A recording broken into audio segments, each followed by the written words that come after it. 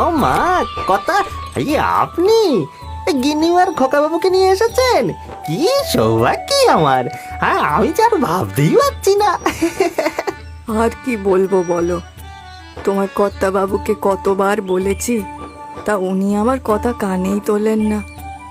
আর রাখাল, তুমি ভালো আছো তো? আগে হ্যাঁ গিন্নিমা, এই এত বড় বাড়ি আগলে রয়েছি, ভালো তো থাকতেই হবে। এই ছোট খোকাবাবু কত বড় হয়ে গেছে তুমি, হ্যাঁ? তোমাকে এতদিন পরে দেখে খুব ভালো লাগলো রাখাল কাকা। হয়েছে হয়েছে। রাখাল, এই জিনিসপত্রগুলো ভেতরে ঢুকিয়ে দে তো। আর হ্যাঁ, উকিল বাবুকে শিগগির খবর দে, যত তাড়াতাড়ি সম্ভব আমি এখানের কাজ ছেড়ে ফেলতে চাই। এই এতদিন পরে এই তো এলেন কর্তা, এখন কিছুদিন থাকুন। ও, তোর বাজে বকার স্বভাবটার গেল না। যা বলছি কর না। এই, তোমরা ভেতরে চলো তো।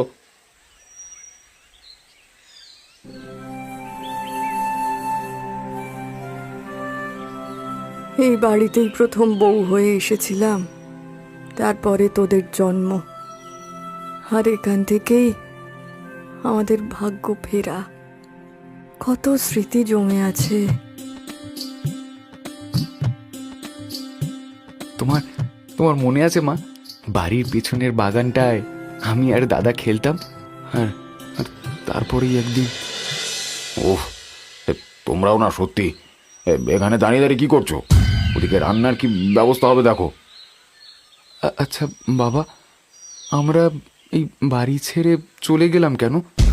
এমনি এমনি এমনি তুই তুই খুব বাজে প্রশ্ন করিস নীলু। হ্যাঁ, চল চল, শিগগির স্নান করে নিবি, চল, তারপর খেয়ে একটু বিশ্রাম নিবি। মধুপুরে তখন রাত নেমেছে। রাতের খাবার শেষ করে প্রতাপ আর তার ছেলে নীলু শোবার ঘরে চলে গেছে।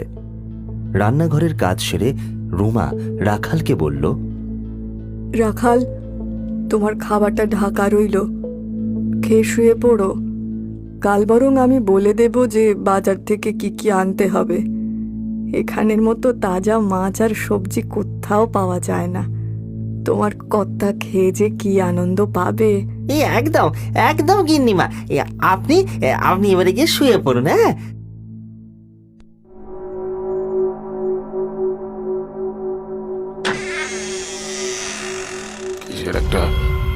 কিসের একটা শব্দ হলো না? প্রতাপ স্পষ্ট দেখতে পেল দেওয়ালে একটা ছোট ছেলের ছায়া। নিমিষে ছায়াটা তার কাছে এগিয়ে আসছে। প্রতাপের গলার কাজটা যেন ভার হয়ে আসছে। ভয়ে আতঙ্কে তার গলা দিয়ে একটা শব্দও বেরোচ্ছে না। সে চেষ্টা করছে স্ত্রীকে ছেলেকে ডাকার, কিন্তু পারছে না।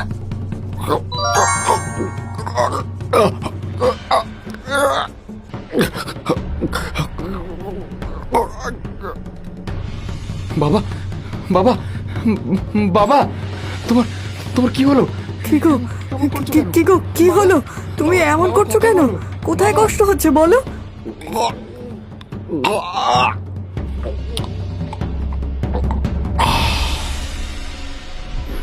বাবা, গো, এ কি হয়ে গেল? এ কি সর্বনাশ হয়ে গেল?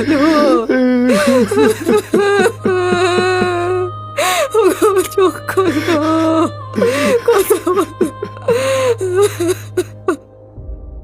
এই তো কালকেই কর্তাবাবু এলেন, কত খুশি ছিলেন। এক রাতের মধ্যে কি যে হয়ে গেল ছোট খোকা, আমি যে ভাবতেও পারছি না। আমিও যে কিছুই বুঝতে পারছি না রাখাল কাকা। সবকিছু যেন ঝড়ের বেগে হয়ে গেল। এখন তুমি গিন্নিমার কাছে যাও। এই দুঃখের সময় ওনার তোমাকেই সবচেয়ে বেশি প্রয়োজন। যাও তুমি।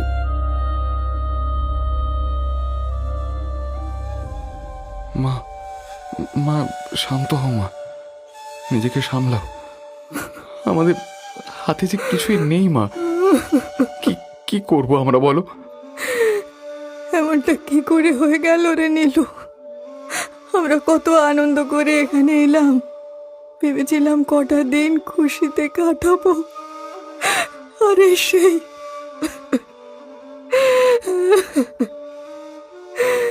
লোকটা বুঝি নিজের বাপের ভিটের টানেই শেষবার এখানে এসেছিল। আমি আমি যে কিছুই বুঝতে পারছি না মা। বাবার মৃত্যুটা না বড্ড রহস্যময়। আমি জানি না, আমি কিচ্ছু জানি না। আমি যে কিছুই ভাবতে পারছি না। তোর বাবার নেই। মা মা মা মা এমনটা করো না মা, একটু শান্ত হোক। আচ্ছা মা, একটা কথা বলো তো, এই এই এত বছরে আমরা তো কত জায়গায় ঘুরতে গেছি, কিন্তু বাবা তো কখনো এইখানে আসতে চায়নি। যখন তুমি বলতে তখনও এড়িয়ে যেত, কিন্তু কেন মা? জানি না রে, সত্যি আমি জানি না নীলু। এই বাড়ি ছেড়ে চলে যাওয়ার পরে একবারও তোর বাবা এই গ্রাম, এই বাড়ি নিয়ে একটা কথাও বলতো না। ও যেন এই জায়গাটাকে ভুলে যেতে চাইতো। আর যখন আমরা এখানে এলাম তখনই বাবা সব কিছু ছেড়ে চলে গেল। নীলু, আমার আর একদিনও এখানে ভালো লাগছে না রে। তুই তাড়াতাড়ি উকিলের সঙ্গে কথা বলে নিয়ে এই বাড়িটাকে বিক্রি করে দে, তারপরে আমরা ফিরে যাব। হ্যাঁ মা, তুমি তুমি একদম ঠিক বলেছো। আমারও এখানে আর একটা মুহূর্তের জন্য ভালো লাগছে না। আমি আমি আমি কাল পরশুর মধ্যেই এই বাড়ি বিক্রির কাজ সম্পূর্ণ করে ফেলবো। কথা মতোই নীলু পরদিনই উকিলের সাথে কথা বলতে চলে গেল। কিন্তু উকিল তাদের কয়েকটা দিন অপেক্ষা করতে বললেন। রুমা সেদিন নিজের ঘরে বিছানায় শুয়ে আছে। হঠাৎই দরজার কাছে একটা ছায়া দাঁড়িয়ে আছে। ভয়ে আতঙ্কে রুমা চিৎকার করে উঠল। কে কে কে ওখানে? ও তোমাদের বাঁচতে দেবে না, চলে যাও, চলে যাও। কে কে ওখানে? আমি বলছি কে ওখানে?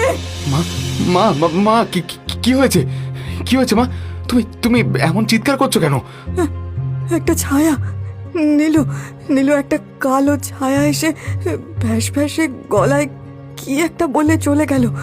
নীলু, আমি আমি সত্যি বলছি, আমি সত্যি বলছি রে, বিশ্বাস কর। আমি আমি আমি আমি জানি মা তুমি সত্যি বলছো, কারণ কারণ কারণ আমিও যে ওই ছায়া মূর্তিকে দেখেছি। আর আর তার আড়ালে একটা ছোট্ট ছায়া। হ্যাঁ নীলু, তুই ঠিক বলছিস। আর কালকে জানিস, কাল রাতে আমি স্পষ্ট দেখেছি আমাদের কুয়োতলায় বসে কেউ যেন কাঁদছিল। আর আর আমি আমি পরশুদিন যখন গ্রামের ক্ষেতের দিক থেকে ফিরছিলাম, আমি পরিষ্কার শুনতে পেয়েছি মা, কেউ কেউ আমাকে চলে যেতে বলছে। নীলু, আমার আর ভালো লাগছে না রে। এই বাড়ি, এই টাকা, আমার আমার কিচ্ছু চাই না। এখানে আমি আমার স্বামীকে হারিয়েছি। আজ থেকে 18 বছর আগে আমি এখানে। গিন্নিমা, এই উকিল বাবু খোকাকে ডেকে পাঠিয়েছেন। হ্যাঁ ঠিক আছে, নীলু, নীলু যা বাবা, দেখ দেখ গিয়ে কি বলে। যদি দেরি হয় বলিস আমাদের এসব চাই না, আমরা শুধু এখান থেকে চলে যেতে চাই। রুমার কথা মতো নীলু উকিলের কাছে গিয়ে দেখা করে বাড়ি বিক্রির সমস্ত কাজ সেরে ফেলল। পরদিনই রুমা আর নীলু বাক্স প্যাটরা নিয়ে গরুর গাড়ি চেপে রওনা হলো। তারা আর কখনো এই গ্রামে ফিরতে চায় না। কিন্তু গরুর গাড়ি কিছু দূর যেতেই তারা অবাক হয়ে দেখল পথের মাঝে একজন লাল পোশাক পরা সাধু মতো ব্যক্তি হাত নাড়ছে। গারোয়ান, গাড়ি দাঁড় করো তো, সামনে একজন দাঁড়িয়ে রয়েছে দেখছি। খোকা বাবু, আমি সামনেটায় নেমে যাব, একটু যদি গাড়ি করে ছেড়ে দিতে। আরে হ্যাঁ হ্যাঁ, আপনি উঠে আসুন বাবা। নীলু, সরে বস। এই তোমরা বুঝি এই গ্রামেরই বাসিন্দা নাকি? হ্যাঁ, আগে না বাবা, আমরা এখানে একটু বিশেষ কাজে এসেছিলাম। এবারে চিরদিনের মতো এই গ্রাম ছেড়ে চলে যাচ্ছি। নিজের বাবার কালো অতীত না জেনেই চলে যাবি তোরা? তার মানে কি বলতে চাইছেন আপনি? একটা হতদরিদ্র লোক কিভাবে রাতারাতি বড় লোক হয়ে গেল সেটা কখনো জানতে ইচ্ছা হয়নি? আর তুমি বউ, তুমি কখনো জানতে চাওনি যে তোমার বড় ছেলে কোথায় গেল? মানে আপনি কে? আর আপনি লালুর ব্যাপারে কি জানেন? কেন, তোমার স্বামী কখনো তার বিষয়ে কিছু বলেনি? না, কখনো না। ও বলেছিল আমার আমার লালু নদীর জলে পড়ে তলিয়ে গেছে, কিন্তু কিন্তু আমি ওর কথায় কখনো বিশ্বাস করতে পারিনি, কারণ ওর গলায় একটা অদ্ভুত দ্বিধা ছিল। আপনি আপনি কি জানেন বলুন, কে আপনি? আর কি বলতে চাইছেন আপনি? আমরা গরিব ছিলাম, তাহলে এত সম্পত্তি, এত টাকা এলো কোথা থেকে? কোথা থেকে এলো সেটা আমি বলবো, কিন্তু তোমার বাবার জীবনের প্রথম দিকটা তো তোমার মাই বলতে পারবে খোকা। তোর বাবার সঙ্গে যখন আমার বিয়ে হয় তখন উনি নিঃস্ব। আমি অনাথ মেয়ে, তাই কাকা কাকি পাত্রস্থ করেও নিশ্চিন্ত হয়েছিলেন। আমি যখন তোর বাবার সঙ্গে এক চালার ঘরে আসি তখন তোর বাবা লোকের জমিতে খাটতো। কোনোদিন একবেলা খাবার জুটত, আবার কোনোদিন কেবল জল খেয়েই দিন কাটতো। এর মধ্যেই একদিন, হ্যাঁ গো, এইভাবে আর কতদিন চলবে বলো তো? আজকে খগেনের মা দয়া করে দুটো চাল দিলে তাই ফুটিয়ে দিলুম, নইলে তো। কি করব রুমা, কত জায়গায় যে কাজের জন্য বললাম, এমনকি ভচ্চাজ্জি বাড়িতে বললাম ওদের চাকরের কাজ করব, কিন্তু কিছুতেই তো কিছু হচ্ছে না গো। এখন না হয় এইভাবে চলছে, কিন্তু এরপরে যখন ওরা হবে তখন কিভাবে কি হবে বলো তো? ওরা হবে মানে কি বলছো কি রুমা? তুমি বাবা হতে চলেছ গো, আমাদের ঘর আলো করে সন্তান আসছে গো। কি তুমি তুমি সত্যি বলছো রুমা? তুমি মা হতে চলেছো? হে ঈশ্বর, আজকে আজকে যে আমি কি খুশি! আরে হ্যাঁ গো হ্যাঁ, আর কিছুদিনের মধ্যেই আমাদের ঘর ভরে যাবে। কিন্তু কিন্তু কিন্তু কি রুমা, এমন খুশির দিনে তুমি মুখ কালো করে আছো কেন? ওগো, ছেলে পুলে হওয়া মানে যে আরো পেট বাড়বে, এদিকে আমাদের দুজনের দুই বেলা খাবার জোটে না, কি করব আমরা? তুমি তুমি মিথ্যে ভাবছো রুমা, দেখবে আমাদের সন্তান আমাদের ভাগ্য বদলাবে। বলে না, বাচ্চারা নিজের ভাগ্য নিজেই নিয়ে আসে। তুমি একদম ভেবো না, ঈশ্বর সব ঠিক করে দেবেন। কিন্তু তোর বাবার কথা ঠিক হলো না। সঠিক সময়ে আমার কোল আলো করে তুই আর তোর দাদা এলি। দুই ছেলেকে একদম এক দেখতে হলেও তোর হাতে 5টা আঙুলের জায়গায় 6টা আঙুল ছিল। দুই ছেলে হওয়ার আনন্দে আমরা যেন সব দুঃখ ভুলে গেলাম, কিন্তু কিছুদিনের মধ্যেই বুঝলাম আমাদের অবস্থা আরো শোচনীয় হয়ে উঠেছে। তোর বাবা সারাদিন পরিশ্রম করে সারা রাত খেটে যেটুকু রোজগার করত তাতে তোদের পেটের খাবার দিতাম, কিন্তু এইভাবে দিন কাটলো না। তোরা যখন 3 বছরের হলি তখন একদিন লালুর খুব জ্বর হলো। মা, ও মা, বাবা কখন আসবে মা? চলে আসবে সোনা, তুমি চোখ বন্ধ করে শুয়ে থাকো, বাবা ঠিক চলে আসবে। কিন্তু মা, আমার যে খুব শীত করছে, একটা কাঁথা দাও না মা। হে ভগবান, ছেলেটার গা যে জ্বরে পুড়ে যাচ্ছে, ঘরে একটা কাঁথা নেই যে ছেলেটার গায়ে চাপাবো, আর না আছে একটু সাবু যে ওকে গরম করে দেব। মা, বাবা কি বতি সঙ্গে নিয়ে আসবে? তাহলেই দাদা ভালো হয়ে যাবে, তাই না মা? হ্যাঁ সোনা, বাবা এলেই দাদা ভালো হয়ে যাবে। কি গো, সাবু এনেছো? আর বদ্যি এলেন নাকি ওষুধ দিয়েছেন? মালিক আজকে টাকা দেয়নি রুমা। আমি দোকানে গিয়ে বুদ্ধির কাছে গিয়ে কত অনুনয় বিনয় করলাম, কত হাত জোর করলাম, কিন্তু ওরা টাকা ছাড়া না ওষুধ দিল আর না সাবু। ওগো, ছেলেটার যে জ্বরে গা পুড়ে যাচ্ছে, আমি ওকে কি দেব? ছেলেটা যে চোখের সামনে মরে যাবে। না রুমা না, এমন বলো না। তবে কি বলবো, হ্যাঁ কি বলবো? কেমন পুরুষ মানুষ তুমি যে ছেলের মুখে খাবার তুলে দিতে পারো না? যদি নাই পারবে তবে কেন বিয়ে করেছিলে? কেন ছেলেগুলোকে জন্ম দিতে বললে তুমি? কেন? কি এত বড় কথা? দিন রাত মুখে রক্ত তুলে কাজ করছি, নিজে না খেয়ে ছেলেগুলোর মুখে খাবার তুলে দিচ্ছে, আর তুমি এসব বললে? হ্যাঁ হ্যাঁ বললাম। এই অভাব অনটন আর ভালো লাগে না, আর পারছি না আমি। তোমার সাথে বিয়ে করার থেকে আমার গলায় দড়ি দিলে অনেক ভালো ছিল। অন্তত ছেলেটাকে চোখের সামনে মরতে দেখতে হতো না। তুমি আমাকে এত খারাপ কথা বললে? বেশ, যদি টাকা নিয়ে না ফিরতে পারি তবে তবে আর এই ঘর মুখো হব না।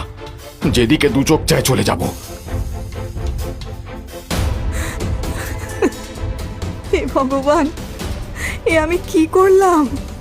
আমি ওকে এত ছোট বড় কথা বলে ফেললাম। আমি কি করব বলো? আমি যে আর সহ্য করতে পারছিলাম না। হে ভগবান। আমরা তখন এত ছোট যে কিছুই মনে নেই। তারপরে তারপরে কি হলো মা? তারপরের কাহিনী আমি বলছি খোকা। তোমার বাবা হন্যে হয়ে পথে কাজের জন্য ঘুরে বেড়াচ্ছিলেন। আমি তখন একটা গাছের নিচে বসেছিলাম। তার কপাল দেখেই আমি সবটা পড়ে ফেললাম। তোমার কপাল খুব শিগগির ফিরতে চলেছে প্রতাপ। তুমি খুব তাড়াতাড়ি সব অভাব অনটন মুছিয়ে দেবে। আপনি আপনি কে? আর আমার নাম, আমার বিষয়ে জানলেন কি করে? কথা সেটা নয় প্রতাপ, কথা হলো তুমি তোমার ভাগ্যকে বদলাতে চাও কিনা। মনে রেখো, মা লক্ষ্মী কিন্তু একবারই ভাগ্যের দরজায় কড়া নাড়ে। আমি আমি আমি আমি চাই আমি চাই আমি বদলাতে চাই বাবা। এই নিত্যদিন দারিদ্রতার সাথে লড়াই করে আমি ক্লান্ত। এত পরিশ্রম করেও আমি পরিবারের মুখে দুবেলা খাবার তুলে দিতে পারছি না। আমাকে বলুন বাবা, কিভাবে আমি ভাগ্য বদলাতে পারবো? আমাকে বলুন। খুব সহজেই পারবে তুমি। তোমার ছেলে দুটো অত্যন্ত সুলক্ষণযুক্ত। তোমার দুটি ছেলের মধ্যে একটিকে আমায় দাও। তোমার ছোট ছেলেটি কি দিও না হয়? তার বদলে আমি তোমাকে দুটি মোহর ভর্তি থলি দেব। মানে আমার ছেলেকে নিয়ে আপনি কি করবেন? ওকে আমি আমার শিষ্য করব। পুজো আচ্ছা সাধনায় সিদ্ধি লাভ করে ওকে যোগী পুরুষ বানাবো। সামনের কৃষ্ণপক্ষের চতুর্থী অত্যন্ত শুভ দিন। সেই দিনই আমি ওকে নিজের শিষ্য করে দেব। না না না না না না, কখনোই না। আমার ছেলেকে আমি টাকার বদলে এভাবে বিক্রি করে দিতে পারবো না, কোনো মতেই না। তাহলে কি করবে? হ্যাঁ, তাহলে কি করবে? এইভাবে খেতে না দিয়ে, ওষুধপত্তি না দিয়ে ওকে ধীরে ধীরে মৃত্যুর মুখে ঠেলে দেবে? গোটা পরিবারটাকে তিলে তিলে শেষ হতে দেখবে তুমি? না না না, হবে না, হবে না। আমার পরিবারের কিছু হবে না। আমি ওদের কিছু হতে দেব না। কিন্তু কিন্তু লোভের বশে আমি আমার ছেলেকে দিতে পারবো না। না, কখনোই না। তুমি ভুল করছো প্রতাপ। তোমার ছোট ছেলের ভবিষ্যৎ উজ্জ্বল। ওর মধ্যে বড় সাধক হবার চিহ্ন রয়েছে। ও তোমাদের পরিবারের ভাগ্য বদলাতে পারবে। না না না, আমি আমি আমি আমি নীলুকে ভালোবাসি, বড্ড ভালোবাসি। চাই না, আমার চাই না মোহন, আমার চাই না কিছু। বেশ, তবুও বলবো একবার ভেবে দেখো, টাকার চেয়ে বড় বন্ধু এই দুনিয়ায় আর কেউ নেই।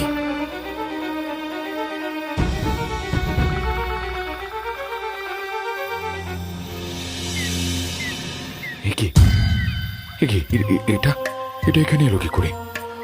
বাবা কি তাহলে ইচ্ছে করে রেখে চলে গেলেন? আমি এটা নিয়ে কি করব? লালুর জ্বরটা কমেনি, ওর একটা দানা পানি নেই। না না না না না, এই মোহরটা ভাঙিয়ে বরং বুদ্ধির কাছ থেকে ওষুধ আর চাল ডাল সাবু কিনে নিয়ে যাই। হ্যাঁ হ্যাঁ।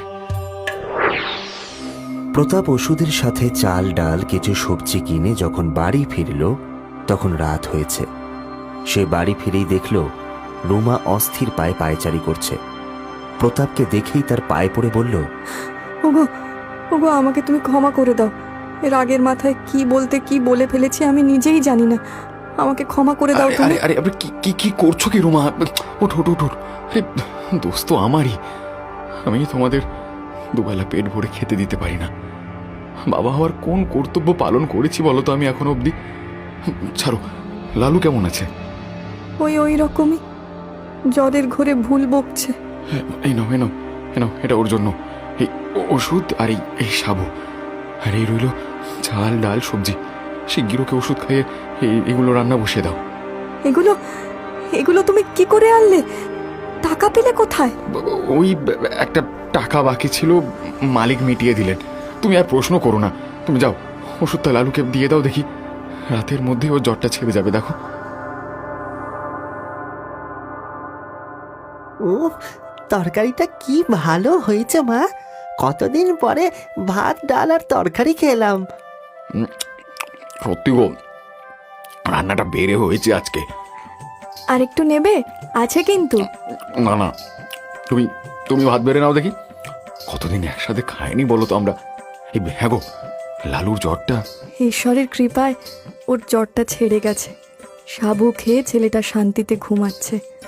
সত্যি গো, আজ অনেক দিন পরে যেন একটু স্বস্তি বোধ হচ্ছে। বাবা, আমরা প্রতিদিন কেন এমন পেট ভরে খেতে পারি না? অলোক, বিমল, রামুরা রোজ পেট ভরে 2 বেলা খায়। আবার জানো, শেখর ডিম খায়। মা, ও মা, মা, এই ডিম কেমন খেতে গো? ভালো খেতে নিল। যা, এখন গিয়ে মুখ ধুয়ে শুয়ে পড়, রাত হচ্ছে তো।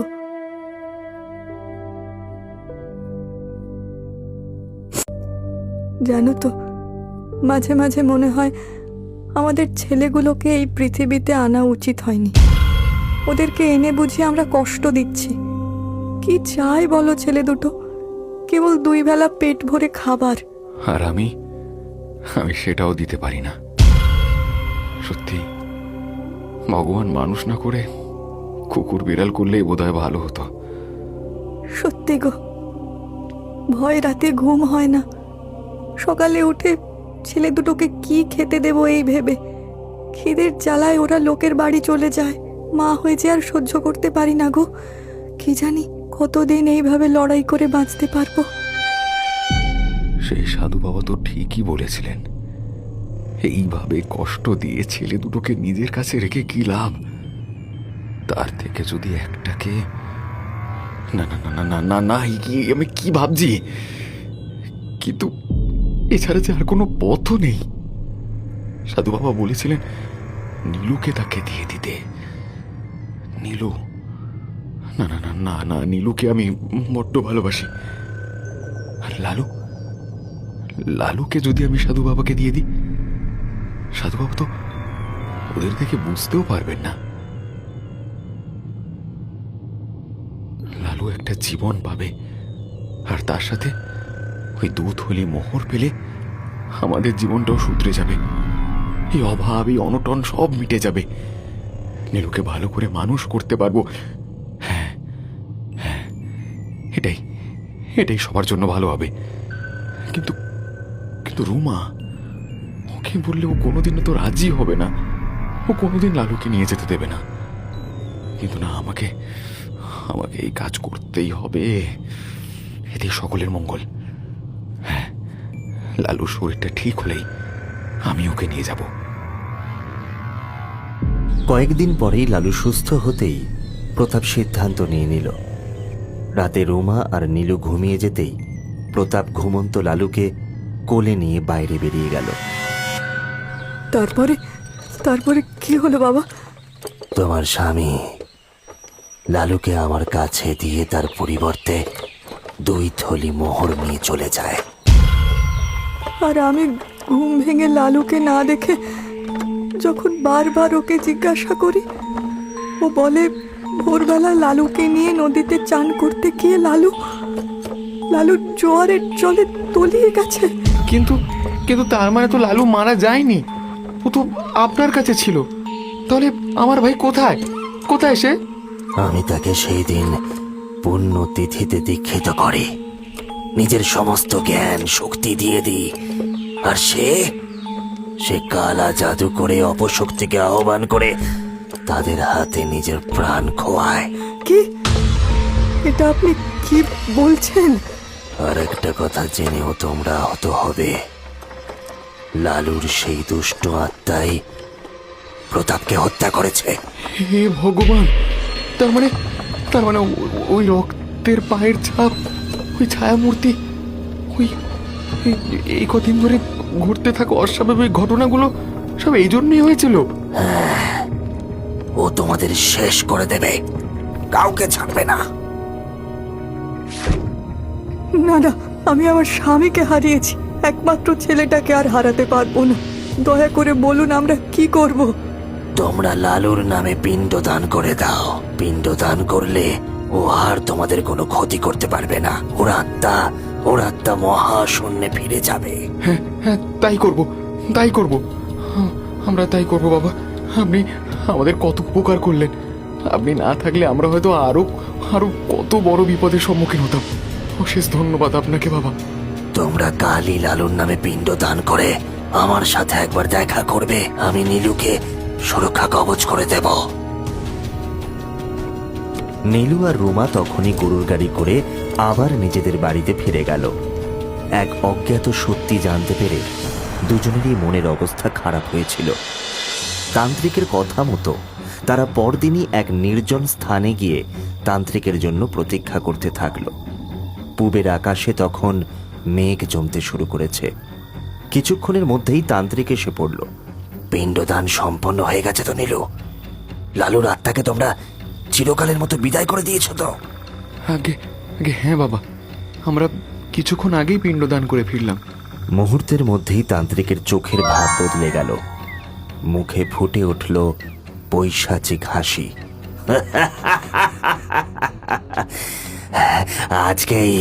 আজকেই আমার এতদিনের প্রতীক্ষার শেষ হবে। যেই আকাঙ্ক্ষা আমি বুকে চেপে রেখেছিলাম, আজকে সেটা পূর্ণ হবে।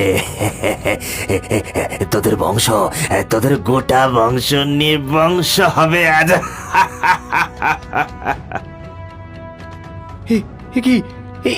কি করছেন আপনি? আপনি যা বলেছিলেন আমরা তো তাই করেছি।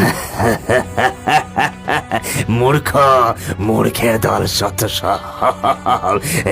তোদের আর নিস্তার নেই। এবার গোটা পরিবার একসাথে মরবি তোরা। আমার সাথে চালাকি, আমার সাধনায় বাধা দিয়েছে তোর বাপ। তোদের আমি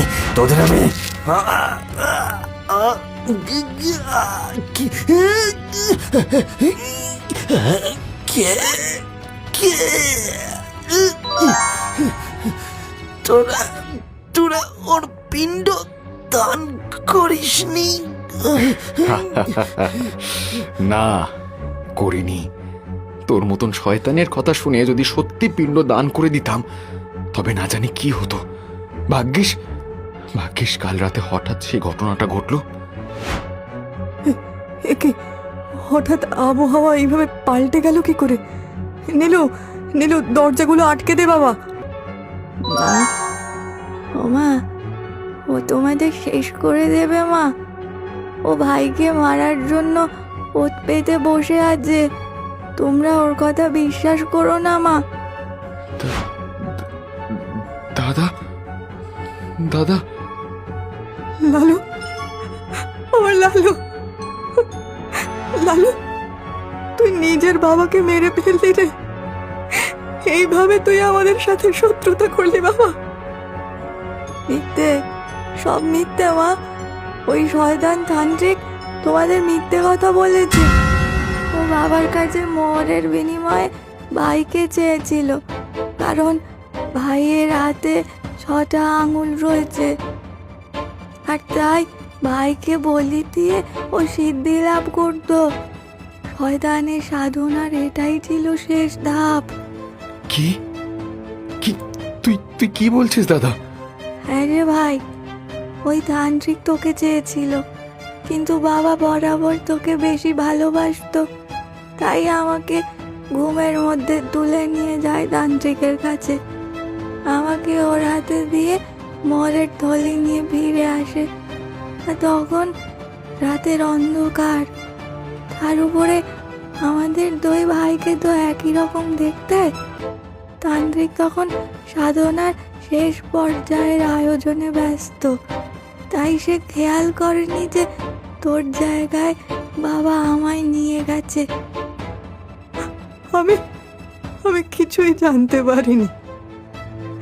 হে ঈশ্বর, আমার কোল থেকে তোর বাবা তোকে নিয়ে চলে গিয়েছিল। কেন ডাকিসনি আমায় তুই? কেন ডাকিসনি? বাবা ঠিক করেছিল না ভুল সেটা জানি না মা, তবে বাবা জানতো না যে ওই শয়তান তান্ত্রিক তার সাধনার উদ্দেশ্যে আমায় বলি দেবে। আর হলো তাই। ঘুম চোখে আমি কিছু বুঝে ওঠার আগেই আমায় বলি দিয়ে দেওয়া হলো। কিন্তু কিন্তু কিছুক্ষণ পরেই তান্ত্রিকের ভুল ধারণা ভাঙলো। যেই সিদ্ধি লাভের আশায় সে বলি দিয়েছিল, সেটা তখন সম্পূর্ণ হলো না, কারণ আমার হাতে তো কোনো অতিরিক্ত আঙুল ছিল না। বাবা যে ভাইয়ের বদলে আমায় দিয়েছে, এটা বুঝেই তান্ত্রিক রাগে পাগল হয়ে গেল। আহ! আহ! বিশ্বাসঘাতক, বিশ্বাসঘাতকতা করেছে, বিশ্বাসঘাতকতা করেছো আমার সাথে। ওই প্রতাপের জন্য আমাকে এত দিনের সাধনা বিফলে চলে যেতে দেখতে হলো। আহ! ও নিজের ছোট ছেলের বদলে আমাকে বড় ছেলে দিয়ে গেছে। ওকে আমি ছাড়বো না, ওকে আমি ছাড়বো না, ওকে আমি নির্বংশ করে দেবো। তান্ত্রিক তখনই এসেছিল, কিন্তু ততক্ষণে তোমরা তিনজনেই সেই মোহর নিয়ে পালিয়ে গেছো। এরপর থেকে প্রতিটা দিন ও প্রতিজ্ঞা করেছে তোমাদের এখানে আসার আর আমাদের বংশকে নির্বংশ করার। তার মানে বাবার মৃত্যু? ওই করেছে ভাই। আমি চেষ্টা করেছিলাম বাবাকে বাঁচাতে, কিন্তু ততক্ষণে অনেক দেরি হয়ে গেছিল রে।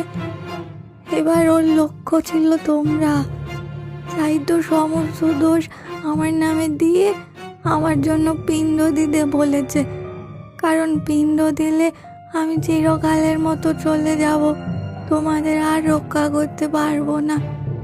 কিন্তু আমি যা বলছি তোমরা তাই করবে।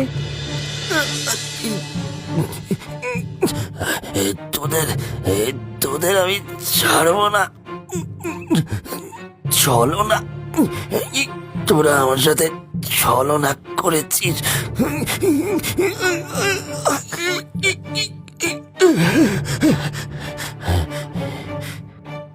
শয়তান, পাপী, কোনোদিন তোর মুক্তি হবে না, কখনো না। কিন্তু এবারে যে আমার মুক্তি চাই মা। এত বছর ধরে বড় কষ্ট পাচ্ছি মা, এবারে আমার মুক্তি দাও।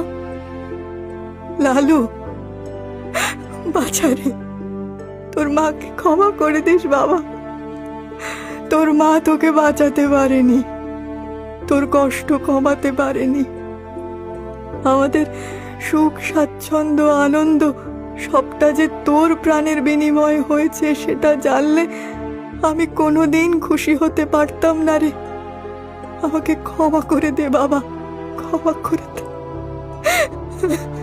হ্যাঁ দাদা, আমরা কখনো ভাবিনি যে আমাদের আড়ালে এই সব ঘটেছে, আমাদের ক্ষমা করে দিস। এরপরেই নীলু তার দাদার পিণ্ড দান করে তার শ্রাদ্ধ শান্তি সম্পূর্ণ করে, আর তারা বাড়ি বেচে দিয়ে চিরকালের মতো এখান থেকে চলে যায়। আর কখনো তারা এই গ্রামে ফেরেনি।